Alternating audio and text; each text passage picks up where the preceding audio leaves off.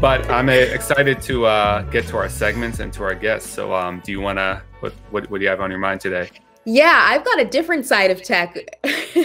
We could call this another tremendous failure of the tech world, or another dystopian neoliberal hellscape that we're all being subject to. I want to talk about workplace surveillance.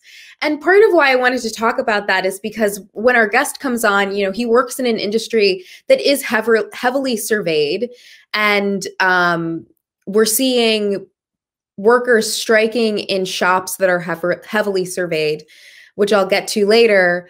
And it's a new frontier for unions to fight big tech in the workplace. So I wanted to get into some of the ways that they've entered. And workplace surveillance is nothing new. You know, you punch your card, you know, maybe somebody's watching you, maybe there's cameras, but now that big tech has entered the arena, they're using even more sophisticated mechanisms to track workers. And workers are up against multi-million-dollar technologies that are designed to track not just their every move, but their mood and their motivations in the workplace. Companies have started to use AI to monitor PPE during coronavirus, like Amazon's Recognition workplace safety software. And if you scroll down, you can, you know, try it out for yourself. But what it does is it scans people's faces, it scans the workplace, and it logs who's using what, how they're moving, if they're getting close together. It's a grim potential future where safety is used to spirit in these anti-worker measures that violate people's privacy. AI is also being used to recruit new employees and help conduct interviews. So if you need a job, a robot might be screening you for hiring. And what they do is not just ask you about your qualifications, but they look at your facial expressions as you're being interviewed. They correlate this information to other consumer data that's available through social media. So they're getting a fuller picture of the people that they are interviewing. And they're also monitoring micro expressions for ways to analyze potential risk of bringing somebody on. Facial recognition software is also being used to track attendance and workplace performance. According to this article from Lexology, the remote work during COVID has accelerated this process. It says, quote, "The use of facial recognition technology in monitoring employee productivity has accelerated in 2020. As COVID-19 imposed home working arrangements on many businesses, employers have looked for ways to maintain oversight over their workforce remotely. One increasingly common monitoring solution grants the employer access to an employee's camera and uses FRT to monitor when the employee is present. We have seen a particular growth in this type of solution during lockdown, perhaps reflective of the common concerns employers cite regarding remote working arrangements." So, if you're a remote worker, your employer could be asking to tap into your camera and watch as your eyes scroll from one tedious Zoom meeting to the next to make sure you're really engaged. It's also used to identify toxic workplace culture, like this enterprise risk evaluation service from the AI company Receptivity. Receptivity, I hope I'm saying that right, or maybe I don't, enables corporate risk functions and risk management technology providers to gain a real-time view of changes in workforce psychology and emerging outlier groups whose trending psychological state puts them at risk of behavior that is at odds with company norms. So I guess you can use this to monitor whether or not your employees' trending psychological state make them persona non grata in the workplace and intervene early. And of course, big tech has entered the union busting game.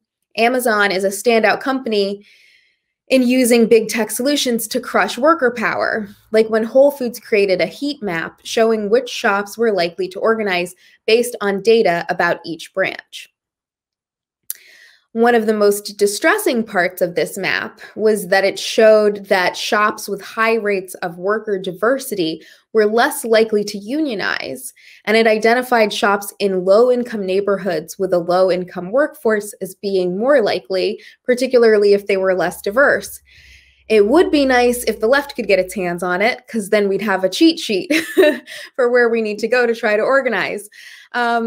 Amazon also tried to get workers to use company software to hold a union vote. And then there's Google. The employees at Google were concerned about the company using internal browser extensions to monitor employees' attempts to organize, although Google denies that this was the intent of the feature. The feature essentially tracked when workers would hold meetings more than 10 and would alert management that these meetings were happening. Google maintains that it was to prevent its employees from getting spammed with meeting invites to useless meetings of many employees, but their employees felt differently.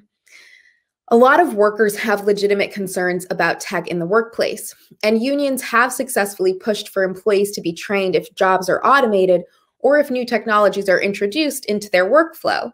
But with with tech surveillance and AI surveillance, progress is slow going, even as it becomes more ubiquitous and sophisticated. According to this report by the Trades Union Congress, which is based in the UK, over half of workers think it's likely they're being monitored at work. Workplace monitoring is more likely to be happening to younger workers and employees in large companies. 2/3 of workers are concerned that workplace surveillance could be used in a discriminatory way if left unregulated, and 70% think that surveillance is likely to become more common in the future. The report recommends that trade unions be given the right to negotiate over workplace surveillance measures. And with the introduction of privacy laws in the EU, this may change things for workers in the UK, despite Brexit.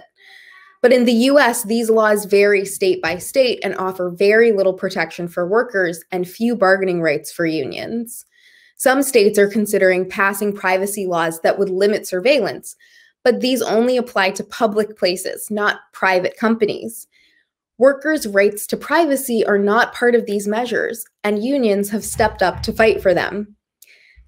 The Teamsters National Contract already has the right to negotiate over new technology, and now the TDU is turning their attention to increased surveillance measures. For instance, Teamsters are having to fight to not have cameras installed in their cars as safety measures, while those same rank and file members are having to fight to have PPE as a legitimate safety measure. Teamsters have already fought against management using surveillance data to justify firings, but the company found a way around that. Quote, the Teamsters, the union that represents UPS employees, won contract language that says drivers can't be fired based solely on the numbers in their telematics reports. Telematics is a system that's used to survey workers and send real-time data to supervisors. But supervisors have found workarounds, and telematics-related firings have become routine. As surveillance tech becomes cheaper and more integrated with the AI, no doubt sophisticated workplace surveillance will become more commonplace, and union and non-union workers have a long fight ahead. But to know where to start, we can look to successful campaigns from the past where unions fought for workers' privacy and won. Do you get surveyed in the workplace, Paul? You're muted, but I was gonna say it's just you're remote teaching. Right. I'm sure I am. I just don't know about it. But yeah, while I was muted, I was just saying, I mean, it's scary. And, like you said, there's nothing new about this. There's always been workplace surveillance, even, you can go back to like the 1890s, but it's just on a new level now. And, they've always had ways of like trying to weed out so-called troublemakers and union organizers, but, they just have so many more tools at their disposal to do it.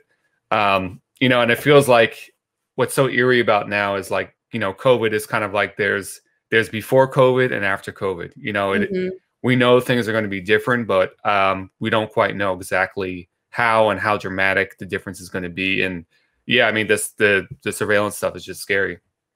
Yeah, and a lot of it is, you know, justified now, at least the provisions that they're creating. They're saying, oh, this is for safety. We need to monitor you to make sure you're using PPE. And most of the time, you know, these employees are not aware of everything that's even going into this kind of tech.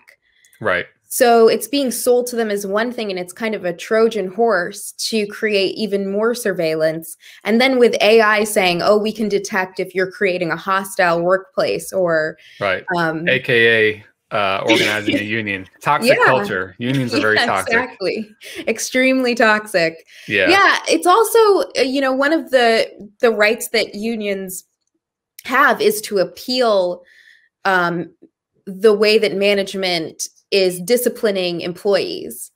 And if you're using AI to do that, it's going to create a really weird frontier, to be honest, to say, well, the AI detected, you know, that in this cluster of workers, there was a person who was being disruptive.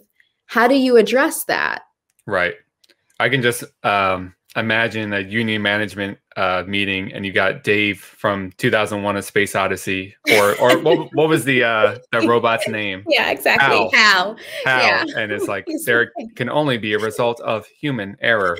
And what does the union rep say? What does the union rep say to Hal? We've got to find a way for unions to fight Hal. I also think, you know, unions are going to be the place that we look for non-union workers who are heavily surveyed and whose work is often becoming more automated and who don't necessarily have that right that unions have fought for to be either trained in the new technology and integrated into new business plans with it.